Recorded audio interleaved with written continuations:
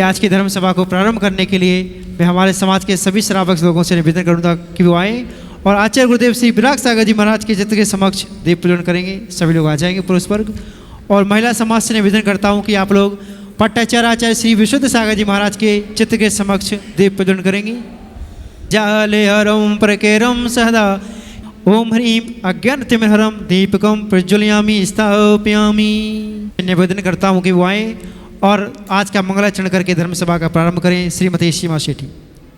हमने आंगन नहीं बुहारा, चंचल मन को नहीं संवारा, कैसे आएंगे भगवान, कैसे आएंगे भगवान। हमने आंगन नहीं बुहारा, चंचल मन को नहीं संवारा, कैसे आएंगे भगवान, कैसे आएंगे भगवान। हर कोने में कलमस कसाई की लगी हुई है डेरी, हर कोने में कलमस कसाई की लगी हुई है डेरी। नहीं ज्ञान की किरण कहीं है हर कोठरी अंधेरी, नहीं ज्ञान की किरण कहीं है हर कोठरी अंधेरी। आंगन चौबारा अंधियारा, आंगन चौबारा अंधियारा, कैसे आएंगे भगवान, कैसे आएंगे भगवान। हमने आंगन नहीं बुहारा, चंचल मन को नहीं संवारा, कैसे आएंगे भगवान, कैसे आएंगे भगवान। हृदय हमारा पिघल न पाया जब देखा दुखियारा, हृदय हमारा पिघल न पाया जब देखा दुखियारा। किसी पंथ भूले से हमने पाया नहीं सहारा, किसी पंथ भूले से हमने पाया नहीं सहारा। सूखी है करुणा की धारा, सूखी है करुणा की धारा, कैसे आएंगे भगवान, कैसे आएंगे भगवान। हमने आंगन नहीं बुहारा, चंचल मन को नहीं संवारा, कैसे आएंगे भगवान, कैसे आएंगे भगवान। आंगन नहीं बुहारा बहुत पुरानी बात है। वर्तमान समय में एक नया वचन चला है, हमने आंगन भी बुहारा, अपने मन को भी संवारा, अब क्यों नहीं आएंगे भगवान, है कि नहीं। हमने सब कुछ कर दिया है, अब तो भगवान को आना ही पड़ेगा। चलिए अब पूज्य गुरुदेव से निवेदन करते हैं कि हे गुरुदेव, आप अपने मुखारबिंद से अमृतमयी दिव्यमयी तेजोमयी जनवाणी माता का रसपान कराकर हम सभी लोगों के लिए कृतार्थ कीजिए। नमोस्तु गुरुदेव, नमोस्तु गुरुदेव, नमोस्तु गुरुदेव। नमः सिद्धेभ्यः।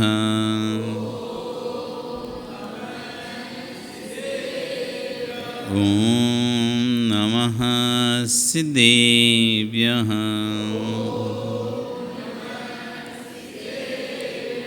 ॐ नमः सिद्धेभ्यः।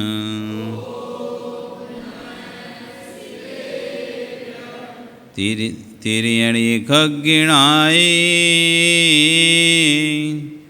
रुत्तारी मोहि सिर सिरेणि बिहु आयरी राउ पसियो परवादिन्यो भव्य झीलोए। नमो हरिहन्ताणं नमो सिद्धाणं नमो आयर्याणं नमो वज्रायाणं नमो लोये सव्य। बोले अनंत से परमेश्वरी भगवान की, आदिरम आदिनाथ भगवान की, वर्तमान शास्त्री महावीर भगवान की, आचार्य श्री कुलवद्ध स्वामी महाराज की, आचार्य विश्व सागर जी महाराज की, अहिंसा में विश्व धर्म की।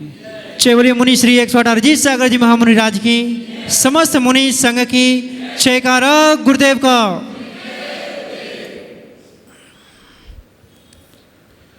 भवंदु वर्तमान शासन नहीं, वर्तमान स्वामी के शासन में तीर्थंकर प्रभु की चरण निष्ठाम में बैठकर हम सभी जिन देशना का श्रवण कर रहे हैं। आचार्य भुवन कुलभद्र स्वामी महाराज ग्रंथ राजसार समुच्चय में जहाँ चारित्र की व्याख्या कर रहे थे, तो वहीं आचार्य भुवन उस पर अपना देशना देते हुए कल समझा रहे थे कि माध्यस्थ भाव का नाम ही चारित्र है। जितना अधिक माध्यस्थ भाव उतना अधिक चारित्र। इसलिए योगियों को अपने माध्यस्थ भाव का अवलोकन करते रहना चाहिए। क्षण क्षण में हर दिन उनको अपने अंतरंग में ये देखना चाहिए समता कितनी बढ़ रही है, समता बढ़ रही है कि घट रही है। यदि समता बढ़ रही है तो चारित्र बढ़ रहा है, और समता घट रही है तो चारित्र घट रहा है। ऐसी श्रावक को, साधु को अपनी समता देखनी चाहिए और श्रावक को अपने सम्यक के अंग देखना चाहिए। साधु को अपनी समता, समता नाम साधु, साधु का दूसरा नाम है समता। समता का यदि पर्यायवाची कोई नाम है तो उसका नाम है साधु। साम्य मूर्ति, साम्यता की मूर्ति कोई है तो दिगंबर मुनिराज है। अपन ने इतने ग्रंथों को उठाकर पढ़ा है, राग में जब जब साधु को उपसर्ग की उसमें व्याख्या दी होगी, साधु पर उपसर्ग हुए, जब व्याख्या हुए, चाहे पांडवों के ऊपर कड़े पहनाए जा रहे, सिगड़ी जलती सिगड़ी रखी जा रही हो, चाहे गजकुमार मुनि के ऊपर, चाहे पांडव पर लोहे के आभूषण पहनाए जा रहे हों, चाहे आँख चील आँख निकाल रही हो, चाहे कार्तिक मुनि को वसूले से छीला जा रहा हो, चाहे गुरुदत्त मुनिराज को अग्नि लगाई जा रही हो, चाहे सियालनी भक्षण कर रही हो, कितनी कथाएं ऐसी पढ़ी अपन ने।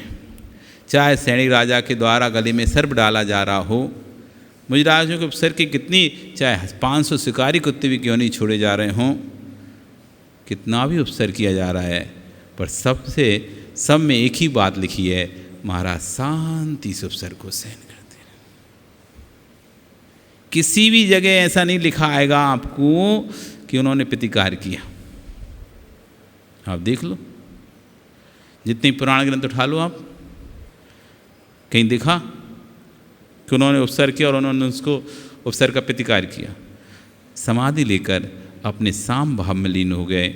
ओ भैया, ये देह तो नष्ट होने वाली थी, आज न कल नष्ट होती, आज नष्ट हो रही। ऐसा चिंतन करके उस उपसर्ग करने वाले के प्रति भी अशुभ भाव नहीं लाए। ये देह कल नष्ट होनी थी, आज नष्ट हो जाएगी, ऐसा तो चिंतन किया, लेकिन किसी के प्रति अशुभ भाव परिणाम नहीं लेके आए, साम भाव रहे। इसी का नाम था साधु। इसलिए साधु का पर्यायवाची है समता, और समता का पर्यायवाची है साधु। चाहे समता कहो, चाहे साधु कहो, चाहे साधु कहो, चाहे समता करो, बस इसी प्रयास के लिए साधु बना जाता है, इसी साम भाव की प्राप्ति के लिए। क्योंकि जब तक साम भाव नहीं आए तब तक मोक्ष नहीं मिलेगा। जब तक साम भाव नहीं आएगा तब तक मोक्ष नहीं है, दूर दूर तक मोक्ष नहीं है। स्वर्ग तो जा सकते हैं लेकिन मोक्ष नहीं जा सकते। समता के वाम में स्वर्ग तो जा सकते हैं लेकिन मोक्ष नहीं जा सकते। मोक्ष जाना है तो समता आना ही पड़ेगी, और इस समता के लिए एक नहीं कोटि कोटि भव लग जाते हैं। एक भव में कोई सोचे कि एक भव में आ जाए, एक बार मुनि बनने से आ जाएगी, नहीं, कोटि कोटि भव लग जाते हैं। कोटि कोटि भव, करोड़ों भव लग जाते हैं। वो करोड़ों भव तो मनुष्य के मिलने वाले नहीं है। तुम सोचो कि करोड़ भव मिल जाएंगे, इसके बाद फिर मनुष्य ऐसे करके करोड़ भव मिल जाए, तो भी मिलने वाले नहीं है। मात्र 16 भव, 16 भव मिलेंगे ज़्यादा, 16, 32, 48 भव में। ये 16 भव मिल रहे हैं पुरुष के, जिससे तुम मुनि बनकर समता परिणाम की साधना कर सकते हो। मात्र 16 भव, वो भी 2000 साल की त्रस्पर्या के बीच में, और फिर अनंत काल तक के लिए निगोध। कितना सा मिल रहा है आपको इसके लिए? 2000 सागर की त्रस्पर्याय में माँ 16 भव मिल रहे हैं, वो भी चतुर्थ काल का मनुष्य होगा तो ही कर पाएगा, ना तो कितनी तीसरे काल का, ना दूसरे काल का, ना पहले काल का कर पाएगा, ना छठवें काल का कर पाएगा। चौथे और पांचवें काल का ही व्यक्ति मुनि बनता है। पहले दूसरे तीसरे काल का जीव मुनि नहीं बनता, छठवें काल का जीव भी मुनि नहीं बनता। अब कितना सा बचा है? अब मनुष्य तो मिले, लेकिन 16 तुम भव्य पहली काल भूभूमियों में निकाल दिया, छठवें काल में निकल गए तुम्हारे, खत्म। चौथा पांचवा काल मिलना जरूर थोड़ी नहीं मिलेगा। मुनि मनुष्य बनोगे, मनुष्य में भी चौथा पांचवा काल मिले, कहीं भी बन सकते हो। और चौथा पांचवा काल मिल गया, उसके बाद भी आर्य खंड का मनुष्य होना, और मलिच खंड के मनुष्य बन गए तो भी तुम्हारा कल्याण नहीं है। 5 मलिच एक आर्य खंड है ना, 5 मलिच खंड एक आर्य खंड है। एक आर्य के पीछे 5 मलिच्यों के बीच में एक आर्य है। तो अब मलिच मनुष्य तो बने, चौथे पांचवें काल में ही बने, लेकिन बने क्या? मनुष्य बने चौथे पांचवें काल में, तो मलिच्यों में जाके मनुष्य बने, तो नहीं कल्याण हो रहा, तो भी कल्याण नहीं हो रहा। और आर्य खंड में भी बने तो कौन से जैन कुल में पैदा हुए? जरूर थोड़ी ना। चौथे पांचवें काल में जन्म लिए, मनुष्य बने, तो कोई जरूर थोड़ी नहीं जैन कुल में पैदा होगे तुम। और कुल में पैदा हो सकते, इतनी तो कुल हैं, इतनी तो जाति, इतने प्रकार के तो जीव दिखाई दे रहे हैं। हिंसक जातियां हैं कितनी, अवक्ष खाने वाली कितनी जातियां, हिंसा करने वाली कितनी जाति। किसी भी जाति में मनुष्य बन सकते हो क्या? मनुष्य वहाँ पे नहीं होते क्या?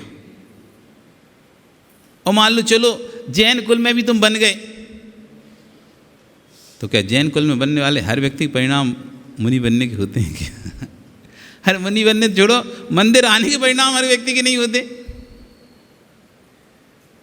मंदिर आने के परिणाम नहीं होते। मान लो मंदिर आने के हो गए तो साधु के पास आने के नहीं होते। अलो चलो साधु के पास आने की हो गए तो साधु के वचन सुनने के परिणाम नहीं होते। अब बदलाव तो वहीं से ही आएगा ना, सुनेंगे नहीं तो बदलेंगे कैसे? बस सुनने की परिणाम हो गए तो धारने के परिणाम नहीं हो रहे। कितना दुर्लभ है एक बार मुनि बनना। 16 तो पूरे 2000 सागर पर्याय, 16 तो मनुष्य पर्याय तो मिल ही रही हैं, उसमें भी इधर उधर उधर निकल गई।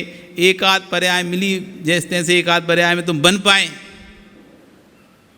तो एक पर्याय में क्या कर लोगे तुम? क्या उखाड़ लोगे? कहाँ से समता लाओगे? करोड़ों करोड़ों कोटि कोटि भव लग जाते हैं, कोटि कोटि भव मनुष्य मुनि बनने के बाद तब भी मुश्किल से समता परिणाम आते हैं। अब सोचो, एक भव के लिए तो अनंत भव भटकना पड़ा, तब जाके एक भव बन पाए, फिर करोड़ों भव के लिए कितने भव भटकना पड़ेगा?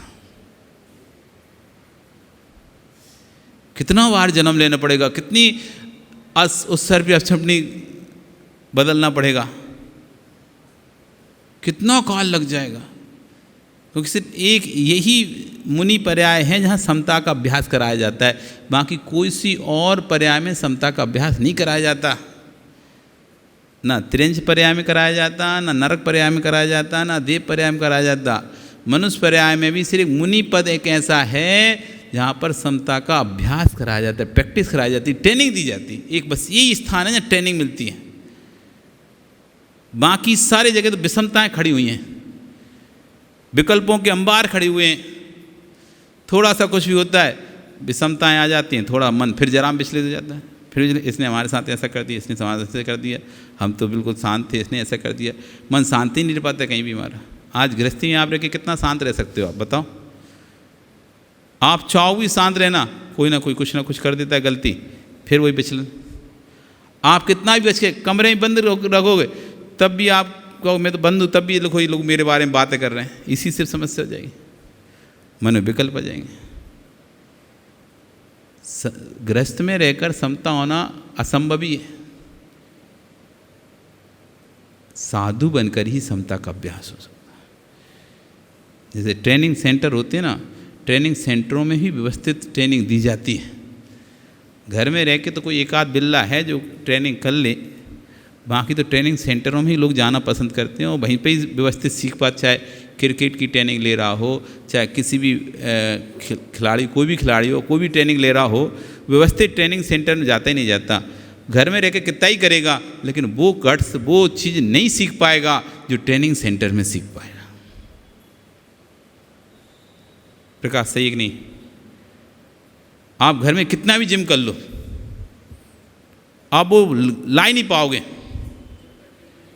जब तक टेक्नीशियन जो भी जिम कराने वाला, चाहे वो घर में आके कराए चाहे अपने सेंटर में ले जाकर कराए, जब तक वो आपको ठीक से नहीं बताएगा किस तरह से करना है, कब करना है, कितना करना है, क्या खाना है, क्या नहीं खाना है, पूरा एक अंडर में जब तक आप नहीं करोगे, नहीं कर सकते। तुम कितने घर में ले आओ,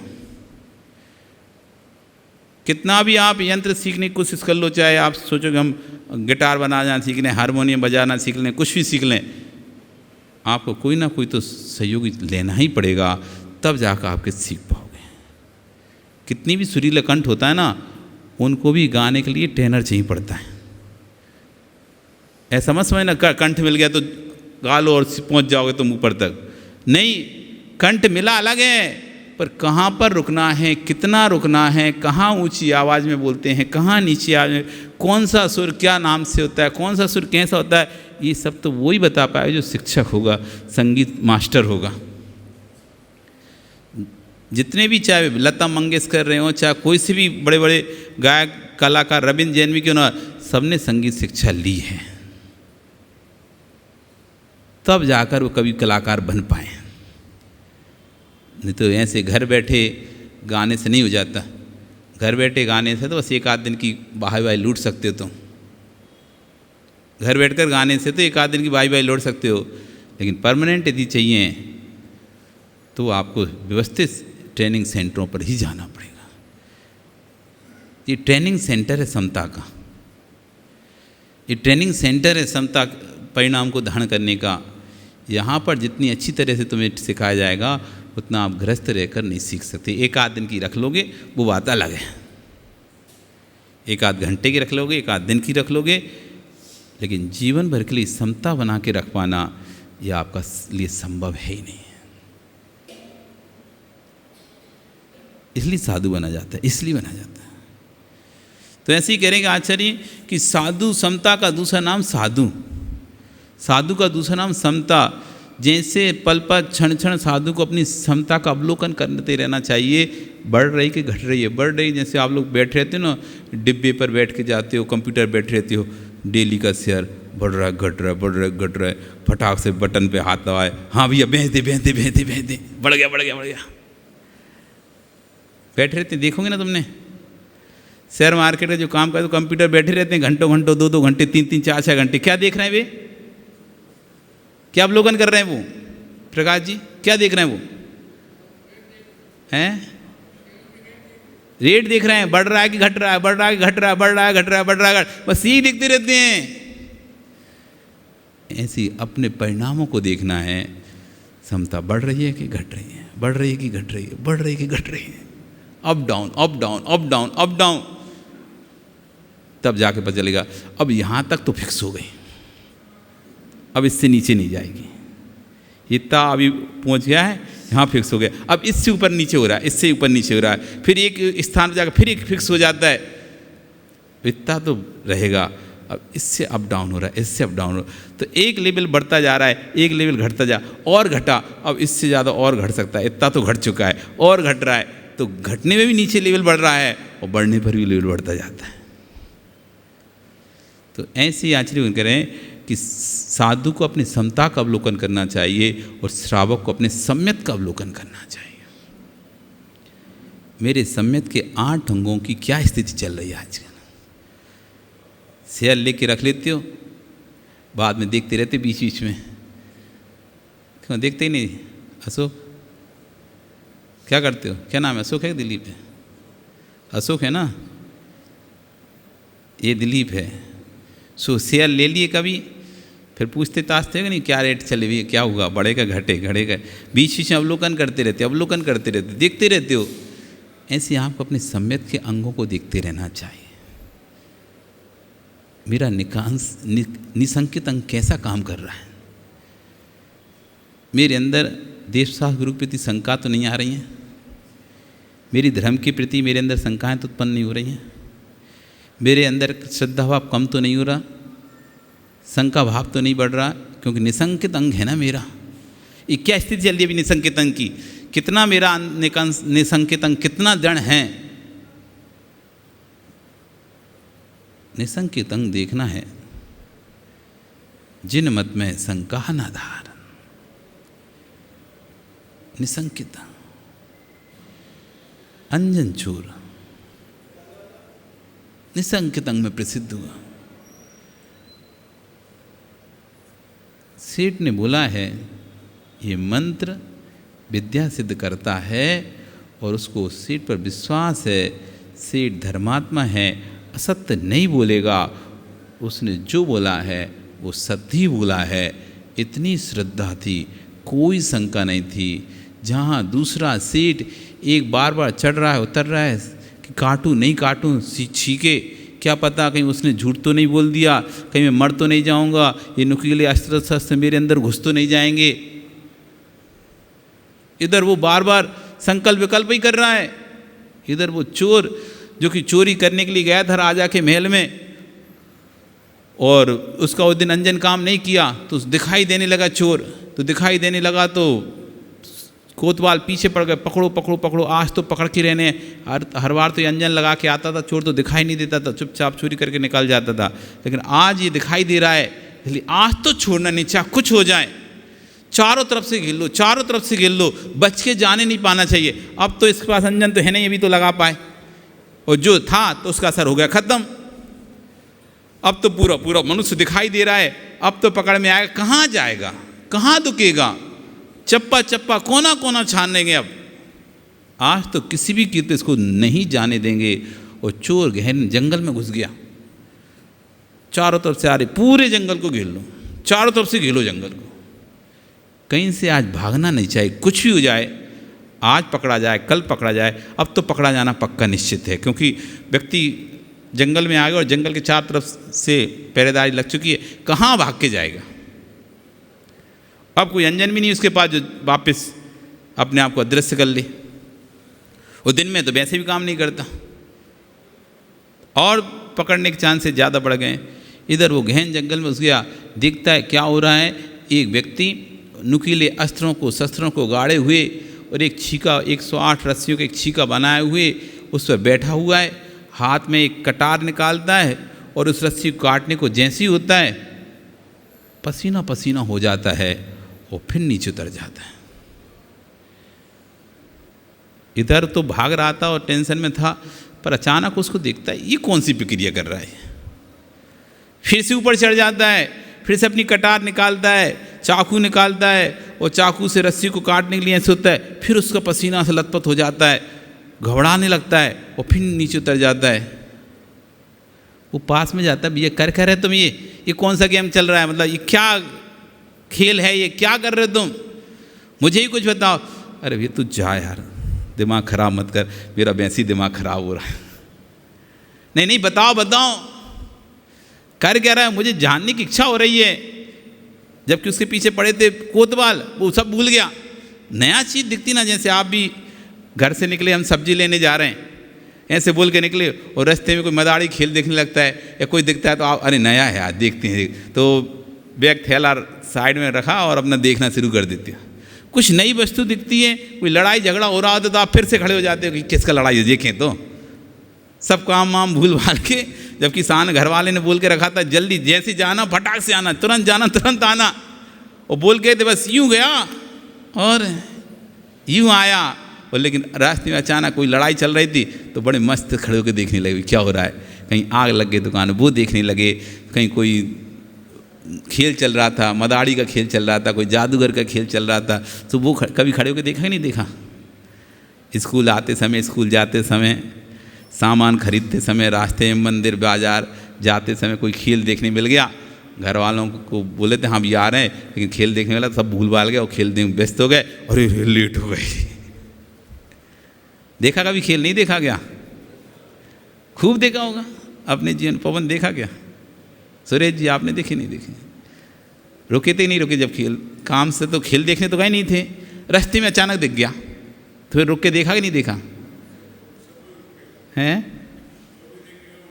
रुकेगा ना, ऐसे वो चोर भी रुक गया, उसे तो भागना था, उसे तो अपनी जान बचानी, लेकिन अब रुक गया कि क्या हो रहा है, देखूं तो सही। सो देखता है, उससे पूछता है, फिर अब जब दुखते हैं तो फिर पूछते भी, ये क्या हो रहा है यहाँ पे, क्या हो रहा है। पता भी, जानकारी लेने मज़ा नहीं आता, बिना जानकारी क्या देखेंगे। तो अड़ोसी से पूछते हैं, पड़ोसी से पूछते हैं, जहाँ जो खड़ा है, भैया क्या हो रहा है यहाँ पे, वो कह रहा है लड़ाई चल रही है। अच्छा कैसे हुई लड़ाई, क्या हुआ, क्या हुआ, पूरी जानकारी, आग लगी, अच्छा कैसे लग गई आग, ली गए संजय कभी तुमने जानकारी। कहीं किसी की जगह आग लगी हो, तुम वहाँ देखने गए हो, तो खड़े हो, पड़ोसी से नहीं पूछा बगल वाले से, भैया क्या हो रहा है यहाँ पे, भीड़ लगी हुई देखी और तुमने रुक के नहीं, भैया क्या हो रहा है यहाँ पे, हैं पूछते हो ना, जानने की इच्छा होती नहीं होती। ऐसे चोर की भी इच्छा हो गई, भाई तू कर क्या रहा है, तो बता तो दे। यार तुम जाओ यार, फालतू की बात नहीं करो, नहीं वो पीछे पड़ गए, तुम बताओ पहले मुझे हो क्या रहा है। तब बोलता है कि अमुक अमुक अमुक अमुक सेठ है, उसको आकाशगामी विद्या प्राप्त है, और वो रोज प्रतिदिन उस विद्या के बल से सुमेरु पर्वत की वंदना करने के लिए जाता है। एक दिन मैंने उससे पूछा, तुम सुबह सुबह कहाँ जाते हो। उसने मुझे बताया कि मैं आकाशगामी विद्या के सहारे से सुमेरु पर्वत की दर्शन, कृत्रिम चैत्य दर्शन करने जाता हूँ। तो मैंने उससे पूछा, क्या मुझे भी विद्या मिल सकती है क्या? कि हाँ तुम्हें भी मिल सके। विद्या देने वाले ने मुझसे कहा था, यदि कोई आपसे विद्या मांगे तो आप अमुक विधि बता देना, उसको भी विद्या शुद्ध हो जाएगी। तो मैं भी आपको अगर इच्छा है तो मैं बता दे रहा कि क्या करना पड़ेगा। आपको महामंत्र नमोकार का जाप करना पड़ेगा। अच्छा वो तो मैं रोज ही करता हूँ। नहीं ऐसे नहीं करना, तो कैसे करना? आपको जंगल में एकांत में जाना है, वहाँ नुकीले अस्त्र गड़ाना है, उनकी नोक ऊपर की ओर करना है, और 108 रस्सियों का एक छीका डलिया तैयार करनी है, उस पर बैठना है, एक मंत्र बोलना और एक रस्सी काटना है। ऐसे करके 108 बार आपको मंत्र बोलना है और 108 बार रस्सी काटना है। यदि आपने थोड़ी बहुत ही गलती करी मंत्र बोलने में थोड़ा बहुत ही गड़बड़ किया आपने, मन अगर नहीं लगा आपका, तो डलिया सीधा छीके गिरेगी और आर पार हो जाएंगे। और यदि आपने बिल्कुल भक्ति श्रद्धा से पढ़ा है तो आपको विद्या सिद्ध हो जाएगी, वो आपको अधर में ही झेल लेगी। तो मैंने उस समय तो हाँ बोल दिया, मंत्र भी ले लिया और उस हिसाब से यहाँ आ भी गया। लेकिन यहाँ जाने के बाद मन में एक विकल्प हो रहा है, कहीं उस सेठ ने कोई अपनी रंजिश तो नहीं भुना दी ऐसे कोई विद्या सिद्ध होती है क्या? कहीं मान लो नहीं हुई और मैं गिर गया और कोई विद्या नहीं झेली तो क्या होगा बताओ? ये तो सारे अस्त्र मेरे शरीर से गुज जाएं, प्राण गए तो फिर क्या मतलब विद्या का? जान है तो जहान है, नहीं तो सब बेकार है। तो इसलिए बार बार डर लगता, एक वजह से लगता है कि वो क्यों झूठ बोलेगा, उसको क्या ही लगी है झूठ बोलने की, और दूसरी तरफ लगता है बाल बच्चे वाला आदमी हूँ, कल को मर गया तो इस संपत्ति, घर का, बेटों का, बच्चों का क्या होगा। इसलिए जब काटने की बारी आती तो हाथ कब काटने लगता है। अच्छा ऐसी बात है, इसलिए मैं बार बार तो उसके एक काम करो, आप ये मुझे दे दो, मैं करूं क्या? और उसने कहा ठीक भाई तू ही कर ले, मैं तो मेरी इच्छा नहीं हो रही, प्राण चले गए तो विद्या तो छोड़ो, प्राण और चले जाएंगे विद्या के चक्कर में, तुझे करना है तू कर ले। कि हाँ ठीक है मुझे दे दो आप छुरी। अब अपने तो मन नहीं है, पीछे चाहे सैनिक मारें चाहे यहाँ मरें, 1% चांस तो है कम से कम कोई सिद्ध हो गया तो कि ठीक है आप मुझे सिखाओ नमकार मंत्र बताओ। उसने नमकार मंत्र सिखाया, बताया, उसने कहा बैठ जाओ, बैठ गया। अब उससे वो कहता भैया मैं तो जा रहा हूँ, अब मैं बहुत समय से घर छोड़ के आया हूँ, घर वाले भी चिंता कर रहे होंगे, इसलिए मैं जा रहा हूँ, आप करते रहना। बोले रुको तो, नहीं नहीं मैं जाता हूँ। वो से कह के वो निकल गया। अब इधर आवाज़ आने लगी, पकड़ो पकड़ो चोर चोर चोर, यहीं है यहीं कहीं होगा। अब सब चारों तरफ से घेर लो घेर लो घेर लो, और आज बच के नहीं जाना चाहिए। अब इधर इधर इधर से आवाज़ आ रही, इधर इधर से चारों तरफ से आए। वो मंत्री भूल गया कौन सा मंत्र पढ़ना था। अब टेंशन में चिंताओं में काहे की मंत्र याद रहते हैं, अब तो भूल गया, अब क्या करे? उसको तो इतना श्रद्धांत था। चोरों को पता रहता है कौन सा व्यक्ति कितना पानी में है। आप कितने पानी में हो, कितनी ईमानदार हो, कितना बेईमान है, पड़ोसी को नहीं पता, लेकिन चोर को जरूर पता है। आपकी ईमानदारी कितनी ईमानदार हो, कितने बेईमान हो, कितना गोपाला कहाँ कर रखे हो, तुम क्या कर रखे हो, कितना के प्रॉपर्टी किधर क्या है, तुम्हें नहीं पता, उनको जरूर सब कुछ पता है। तुम्हारी ईमानदारी उनको पता है, यदि आप ईमानदारी से काम करते वो भी उनको पता है, तुम बेईमान से काम करते वो भी उनको पता है। उसको विश्वास था वो सेठ धर्मात्मा है, भगवान का भक्त है, वो झूठ तो नहीं बोलेगा, किंचित भी झूठ नहीं बोल सकता वो। उसने कहा है तो नियम से विद्या सिद्ध होगी। आड़म ताड़म कछु न जाड़म, सेठ वचन परिणाम। सेठ ने जो कहा वो अक्षरशः सत्य है, मुझे उस बात पर सिद्ध है। और एक ही बार में सारे छीके काट दिए। और वो जो दलिया थी वो स्पीड से नीचे की ओर जाती है, और जैसी एक अंगुल शेष रहता है विद्या उसको झेल लेती है। स्वामी कहिए मुझे क्यों याद किया? यह है निसंकेतन, जिन मत में शंका न धाम। जैसे तलवार टूट जाती है, उस पर चढ़ा हुआ पानी नहीं टूटता है। निसंकेतन। अब दृढ़ देखो, अवलोकन करो, अवलोकन करो, क्या मेरा निसंकेतन इतना मजबूत है क्या? इसमें कितना ढीलापन आ गया है। गाड़ी चलाने से पहले व्यक्ति गाड़ी के टायर चेक करता है, हवा है कि नहीं, बजा बजा के देखता है कोई हवा तो नहीं निकल गई टायर में से। बड़े बड़े ट्रक वालों को देखो, आप चलाते हैं पहले एक राउंड लगाते हैं गाड़ी का, चारों तरफ ऐसे घूमते हैं, ठोक ठोक के देखते हैं गाड़ी की हवा, नट मट देखते हैं कोई ढीला तो कुछ तो नहीं हो गया। लंबी दूर लेके जाना है, गाड़ी चलाना है, कि रास्ते में ख़राब हो जाएगी तो कुछ। पेट्रोल चेक करता है, डीजल चेक करता है, गाड़ी चेक करता है, इंजन चेक करता है, ब्रेक चेक करता है, सब कुछ चेक करता है। चलो समय समय पे चेक करता रहता है, कोई पुर्जा ढीला तो नहीं हो गया, कुछ ढीला तो नहीं हुआ, कसो फिर से। ऐसे अपना सम्यक का कोई पुर्जा ढीला तो नहीं हो रहा, निसंकेतन हमारा ढीला तो नहीं हो रहा। आज आपका समय हो गया, आज आपका समय हो गया। कल बताएंगे कि कैसे हम अपने निसंकेतन को चेक करें, कैसे हम उसका देखें कोई पुर्जा ढीला तो नहीं हो रहा, कैसे हम जानें कि कहीं हमारे निसंकेतक में दोष तो नहीं लग रहे हैं। ये सब चर्चा कल करें। कल फिर आओगे ना? पर्याय रही तो फिर हम फिर से चर्चा करेंगे उस निसंकेतन के बारे में कि हमारा कमज़ोर तो नहीं। बोली भगवान महावीर स्वामी। चलिए चिन्माण स्थिति के लिए खड़े